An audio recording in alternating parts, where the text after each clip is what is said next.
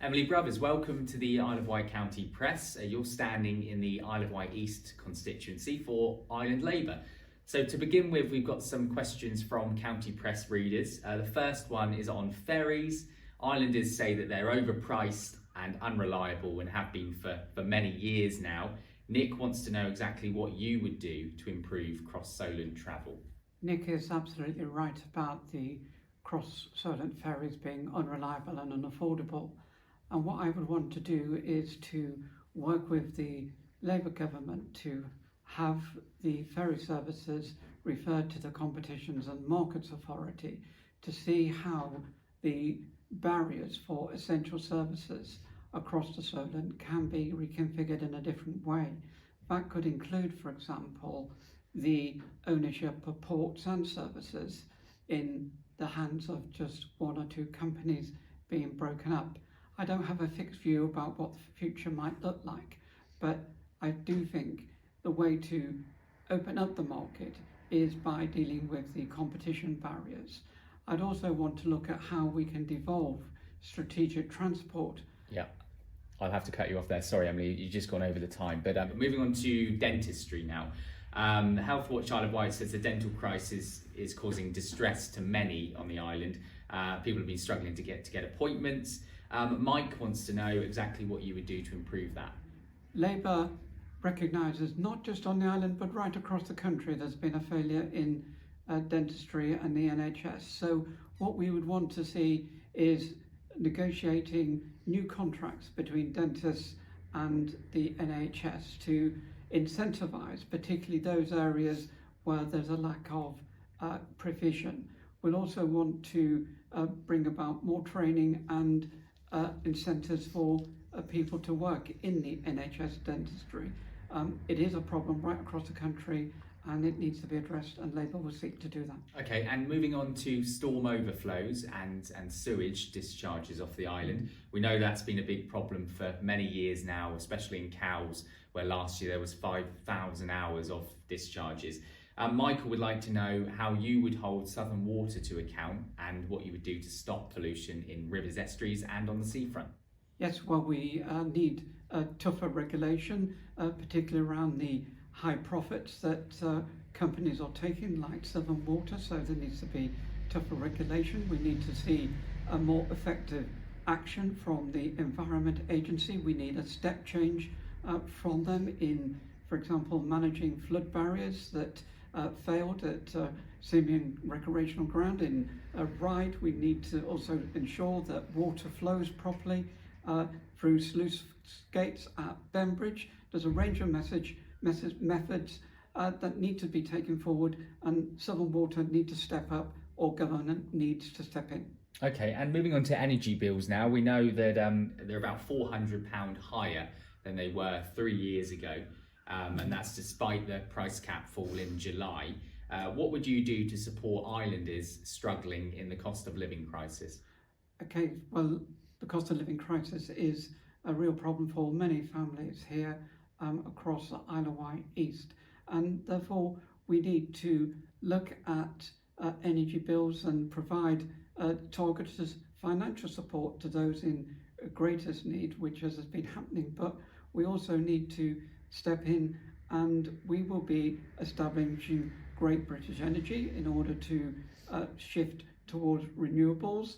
We will also be having a significant programme to bring about insulation of homes, which is a particular problem in parts of East Wight, so that we can make people's homes a lot warmer and therefore bring down their bills. And how is that all going to be funded? Well, that will be funded by shifting the focus of taxes, and we will also be bringing about windfall taxes on energy companies and wealthy companies. Okay, and moving on to education now. We know that schools want to see the outcomes improved and more support for schools on the island. How would you support schools on the island? Okay, well, I think the key thing is across the country, this is an issue, and we will be seeking to recruit 6,500 new teachers across the country. Some of them, of course, will be to the island. We have some real challenging issues on the island in terms of a falling birth rate, and therefore we have multi-year classes, and we need to look at how we might configure education, particularly at primary level. And as the MP, I'd be wanting to work with the local authority and other agencies, and particularly schools, to see how that can be achieved in an effective way that supports parents and children in our local communities across the island. And moving on to the NHS and hospitals in particular, we know that St Mary's Hospital struggles with the availability of beds. You've got the mainland factor as well, and of course the extra pressures that come in the winter and the summer months. How would you support and improve NHS hospital care on the island? Right, well, the key thing for us is that we want an NHS fit for purpose, and it is very much about doing things differently. We're in a very difficult economic situation, so it isn't just about putting additional resources in, it's also about recruiting and training, indeed, more doctors and nurses, but we are also committed to tackling the backlog. So across the country, 40,000 more appointments a week. That's by having appointments in the evening and weekends, and incentivising staff in the NHS to deliver that programme. And on a more local level, in terms of GP surgeries and doctors, how would you support making more appointments available there? Well, again, it is about working with the existing GPs. I'm concerned, for example, about the closure of the practice at Wotton, and we need to ensure that services are provided to people in the local community, not necessarily in the same building, but there needs to be care closer to home, and that's not just GPs, but also a range of therapies that people might need, including the establishment through Labour of mental health hubs. And moving on to crime now, we know that ASBEs, stop and search, dispersal orders, bobbies on the beat, crime levels, they're all key policing concerns. Working alongside the Police and Crime Commissioner, how would you set and achieve goals in those areas? Yes, so we'll be looking at increasing number of neighbourhood policing and PCSOs. We will be wanting to toughen up with antisocial behaviour orders and the range of interventions, as well as creating youth hubs, so that there are practical ways in which we can support young people in our communities. And I would be wanting to work with the Police and Crime Commissioner and local authority to bring about that kind of change. Yes or no, would you nationalise trains? We'll bring them into public ownership. Okay. Would you push to rejoin the EU? No. Island or party first? Sorry? Island, so the Isle of Wight, or Labour first?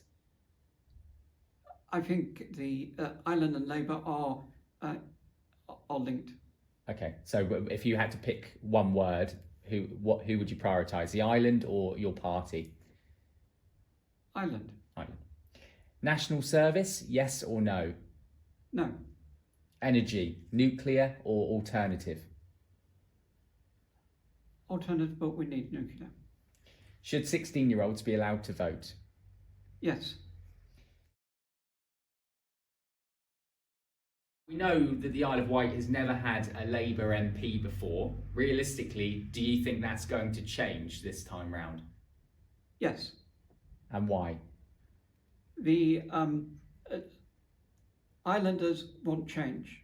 Britain wants change. We've had 14 years of chaos, and the polls are making it clear that across the country, Labour are set to form a government. We can't be complacent, and we can also see on the island that local polling or at the sort of predictions of polling on the island is that it's a contest between Labour and the Conservatives. It's very close, and it's every vote will count. But the other progressive parties like the Liberal Democrats and the Green parties are way behind Labour. Okay, I'll stop you there and move on to the next one. So you've got 45 seconds for this one as well. We know that Sandown and Ryde are some of the the most deprived areas, not just on the island but in the country. The Conservatives say that they're putting 20 million into Ryde through the Ryde Town Board. What would you do for both towns should you be elected? Yes, so we need to bring in inward investments. I think some of the key factors like dealing with Cross-Solent ferries and the affordability of that is critical to untapping economic growth, but also bringing in investment and regeneration, tackling the derelict buildings we have, hotels and shops, and stopping the land banking. And therefore, Labour will have a set of radical planning reforms in order to tackle and reshape our local communities. Great, okay. And moving on to the final set of questions now. If you were to be elected as MP, what would your first 3 top priorities be?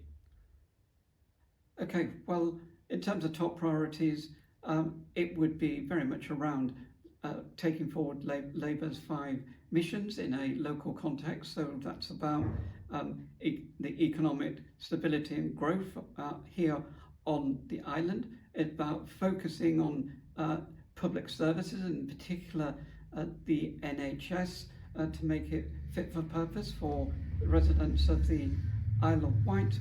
And I think also then it is about tackling the Cross-Solent ferry situation, which is not acceptable. Okay, and if in the West constituency, of course, if Richard Quigley, who is fellow Labour, wasn't to win, and an opposing party was to win, how would you work alongside them? Well, I will seek to work with any elected politician, and if I'm hopeful that Richard is to be the next MP, but if that isn't to be the case, I will seek to be constructive, but I will hold firm to Labour's programme and Labour values. It's important to be constructive, and I will work also with Isle of Wight Council and across the political spectrum for the benefit of the residents and businesses here in Isle of Wight East. That is the critical factor, and I will be focused on this constituency because it is a privilege to represent it.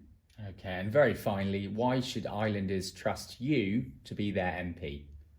I have a track record of working in community and public services. I have a record of delivery. I think I am passionate about bringing about change and fairness. I have a background in promoting equality and human rights and people's dignity. And I believe I have the compassion and also the energy to bring about change for islanders. And I ask for their trust, and I will continue, if elected, to seek to earn their trust on an ongoing basis and engage with them.